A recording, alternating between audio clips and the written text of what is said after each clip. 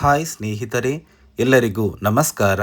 ನೋಡಿ, ಗೃಹಲಕ್ಷ್ಮಿ ಯೋಜನೆಯ 6,000 ಹಣ ಕೊನೆಗೂ ಫಲಾನುಭವಿಗಳ ಬ್ಯಾಂಕ್ ಖಾತೆಗೆ ಜಮಾ ಆಗಿದೆ. ನಾಳೆ ಜನವರಿ 28 ಮಂಗಳವಾರ ಕರ್ನಾಟಕದ 27 ಜಿಲ್ಲೆಗಳ ಪ್ರತಿಯೊಂದು ಫಲಾನುಭವಿಗಳ ಬ್ಯಾಂಕ್ ಖಾತೆಗೆ ಸರ್ಕಾರ ಈ 6,000 ಹಣನ ಜಮಾ ಮಾಡ್ತಾ ಇದೆ.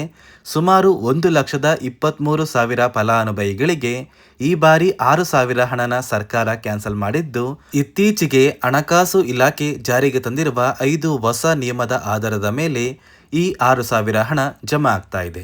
ಹಾಗಾದ್ರೆ ಬನ್ನಿ ಸ್ನೇಹಿತರೆ, ಸರ್ಕಾರ ಜಾರಿಗೆ ತಂದಿರುವ 5 ಹೊಸ ನಿಯಮಗಳು ಏನು ಮತ್ತು ಜನವರಿ 28 ಮಂಗಳವಾರ ಯಾವ ಜಿಲ್ಲೆಗಳಿಗೆ ಹಣ ಜಮಾ ಆಗ್ತಾ ಇದೆ ಅಂತ ನಾನು ನಿಮಗೆ ತಿಳಿಸ್ಕೊಡ್ತಾ ಇದ್ದೀನಿ. ಅದಕ್ಕಿಂತ ಮೊದಲು ನೋಡಿ ಸ್ನೇಹಿತರೆ, ನೀವೇನಾದ್ರೂ ಇನ್ನೂ ಕೂಡ ನನ್ನ ಚಾನಲ್ನ ಸಬ್ಸ್ಕ್ರೈಬ್ ಆಗಿಲ್ಲ ಅಂದರೆ ದಯವಿಟ್ಟು ಪ್ರತಿಯೊಬ್ಬರೂ ಚಾನಲ್ನ ಸಬ್ಸ್ಕ್ರೈಬ್ ಮಾಡ್ಕೊಳ್ಳಿ, ಹಾಗೆ ವಿಡಿಯೋಗೆ ಒಂದು ಲೈಕ್ನ ಕೊಡಿ. ಹೌದು ವೀಕ್ಷಕರೇ, ಗೃಹಲಕ್ಷ್ಮಿ ಯೋಜನೆಯ ಸಾಕಷ್ಟು ಫಲಾನುಭವಿಗಳು ಪ್ರತಿನಿತ್ಯವೂ ಕೂಡ 16ನೇ ಕಂತಿನ ಹಣಕ್ಕಾಗಿ ವೆಯ್ಟ್ ಮಾಡ್ತಾ ಇದ್ರಿ. ನಮ್ಮ ಬ್ಯಾಂಕ್ ಖಾತೆಗೆ ಯಾವ ದಿನ ಹಣ ಜಮಾ ಆಗುತ್ತೆ ಅಂತ ಸಾಕಷ್ಟು ಫಲಾನುಭವಿಗಳು ಕಮೆಂಟ್ನ ಕೂಡ ಮಾಡ್ತಾ ಇದ್ರಿ. ಇದೀಗ ಕೊನೆಗೂ ಸರ್ಕಾರದಿಂದ ನಿಮ್ಮ ಬ್ಯಾಂಕ್ ಖಾತೆಗೆ ಗೃಹಲಕ್ಷ್ಮಿ ಯೋಜನೆಯ 16 ಮತ್ತು 17ನೇ ಕಂತಿನ 4,000 ಹಣ, ಇದರ ಜೊತೆ ಅನ್ನಭಾಗ್ಯ ಯೋಜನೆಯ ಪೆಂಡಿಂಗ್ ಇರುವಂತಹ 5 ಕಂತಿನ 2,000 ಹಣ, ಒಟ್ಟಾರೆ ಪ್ರತಿಯೊಂದು ಫಲಾನುಭವಿಗಳಿಗೆ ಸರ್ಕಾರ ಕೊನೆಗೂ 6,000 ಹಣನ ಜಮಾ ಮಾಡ್ತಾ ಇದೆ. ಯಾರೆಲ್ಲ ಫಲಾನುಭವಿಗಳು ಪ್ರತಿನಿತ್ಯವೂ ಈ 6,000 ಹಣಕ್ಕಾಗಿ ವೆಯ್ಟ್ ಮಾಡ್ತಾ ಇದ್ರಿ, ಕೊನೆಗೂ ನಿಮ್ಮೆಲ್ಲರಿಗೂ ಕೂಡ ಸರ್ಕಾರದಿಂದ ಭರ್ಜರಿ ಗುಡ್ಡಿಸ್ನ ಕೊಟ್ಟಿದ್ದಾರೆ. ಅದೇ ರೀತಿ ಈ ಬಾರಿ 6,000 ಹಣನ ನೀವು ಪಡಿಬೇಕು ಅಂದರೆ ಸರ್ಕಾರ ಗೃಹಲಕ್ಷ್ಮಿ ಯೋಜನೆಯ ಫಲಾನುಭವಿಗಳಿಗೆ ಮತ್ತು ಅನ್ನಭಾಗ್ಯ ಯೋಜನೆಯ ಪ್ರತಿಯೊಂದು ಫಲಾನುಭವಿಗಳಿಗೆ 5 ಹೊಸ ನಿಯಮಗಳನ್ನ ಜಾರಿಗೆ ತಂದಿದ್ದು, ಈ 5 ನಿಯಮನ ನೀವು ಪಾಲಿಸಿದರೆ ಮಾತ್ರ ನಿಮ್ಮ ಬ್ಯಾಂಕ್ ಖಾತೆಗೆ ಸರ್ಕಾರದಿಂದ 6,000 ಹಣ ಜಮಾ ಆಗೋದು.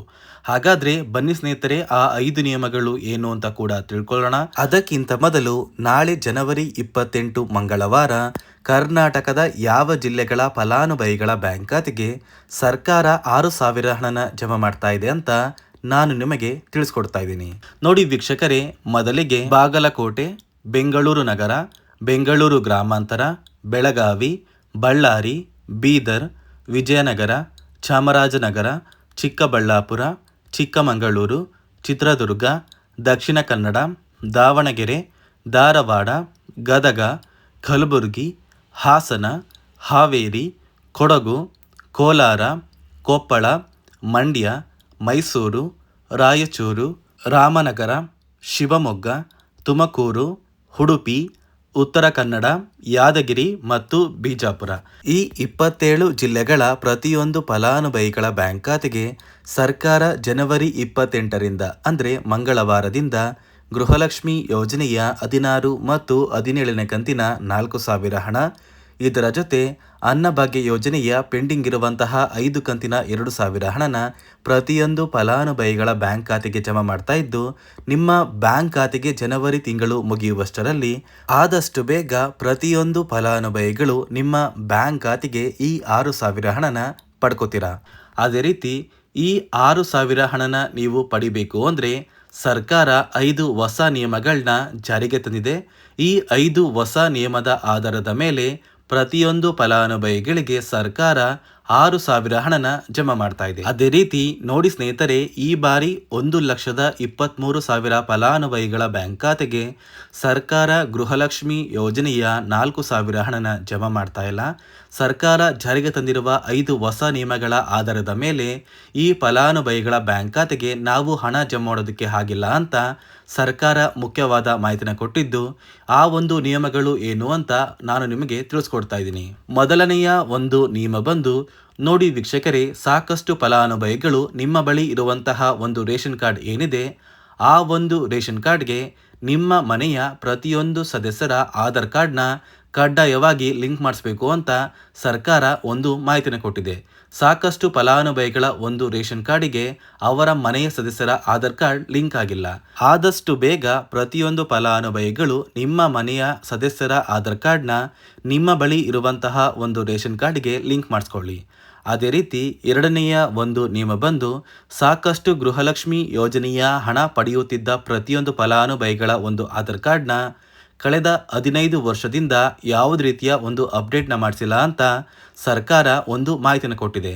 ನೋಡಿ ವೀಕ್ಷಕರೇ, ನಿಮ್ಮ ಬಳಿ ಇರುವಂತಹ ಒಂದು ಆಧಾರ್ ಕಾರ್ಡ್ಗೆ ನೀವು ಯಾವುದೇ ರೀತಿಯ ಒಂದು ತಿದ್ದುಪಡಿ ಅಥವಾ ಅಪ್ಡೇಟ್ನ ಮಾಡಿಸಿಲ್ಲ ಅಂದರೆ ನಿಮ್ಮ ಬ್ಯಾಂಕ್ ಖಾತೆಗೆ ಗೃಹಲಕ್ಷ್ಮಿ ಯೋಜನೆಯ 2,000 ಹಣ ಜಮಾ ಆಗೋದಿಲ್ಲ.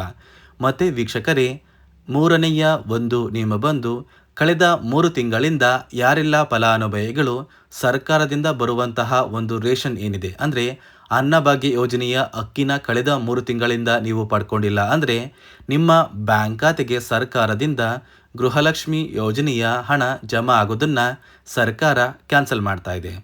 ಅದೇ ರೀತಿ ನಾಲ್ಕನೆಯ ಒಂದು ನಿಯಮ ಬಂದು ಸಾಕಷ್ಟು ಫಲಾನುಭವಿಗಳು ಪ್ರತಿ ತಿಂಗಳು 2,000 ಹಣನ ಪಡಿತಾ ಇದ್ದಾರೆ.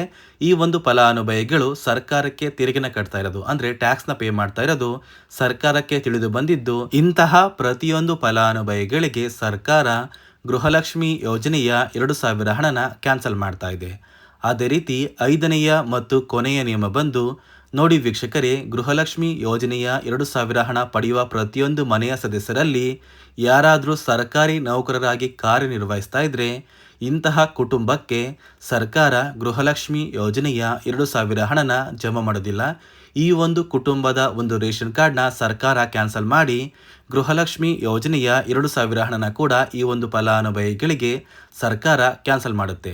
ಈ 5 ಹೊಸ ನಿಯಮದ ಆಧಾರದ ಮೇಲೆ ಪ್ರತಿಯೊಂದು ಫಲಾನುಭವಿಗಳಿಗೆ ಸರ್ಕಾರ 6,000 ಹಣನ ಜಮಾ ಮಾಡ್ತಾ ಇದೆ. ನಾಳೆ ಮಂಗಳವಾರ ಜನವರಿ 28 ಕರ್ನಾಟಕದ 27 ಜಿಲ್ಲೆಗಳ ಪ್ರತಿಯೊಂದು ಫಲಾನುಭವಿಗಳ ಬ್ಯಾಂಕ್ ಖಾತೆಗೆ ಸರ್ಕಾರ 6,000 ಹಣನ ಜಮಾ ಮಾಡ್ತಾ ಇದೆ. ಆದಷ್ಟು ಬೇಗ ಪ್ರತಿಯೊಂದು ಫಲಾನುಭವಿಗಳು ಈ 6,000 ಹಣನ ನಿಮ್ಮ ಬ್ಯಾಂಕ್ ಖಾತೆಗೆ ಪಡ್ಕೋತೀರಾ ಅಂತ ಹೇಳ್ತಾ, ಇದಿಷ್ಟು ಗೃಹಲಕ್ಷ್ಮಿ ಯೋಜನೆ ಕುರಿತು ಸರ್ಕಾರದಿಂದ ಬಂದಿರುವಂತಹ ಹೊಸ ಮಾಹಿತಿಯಾಗಿದೆ. ನಾನು ಕೊಟ್ಟಿರುವಂತಹ ಮಾಹಿತಿ ನಿಮಗೆ ಇಷ್ಟ ಆಗಿದ್ರೆ ದಯವಿಟ್ಟು ಪ್ರತಿಯೊಬ್ಬರು ನನ್ನ ಚಾನಲ್ನ ಸಬ್ಸ್ಕ್ರೈಬ್ ಮಾಡ್ಕೊಳ್ಳಿ, ಹಾಗೆ ವಿಡಿಯೋಗೆ ಒಂದು ಲೈಕ್ನ ಕೊಡಿ.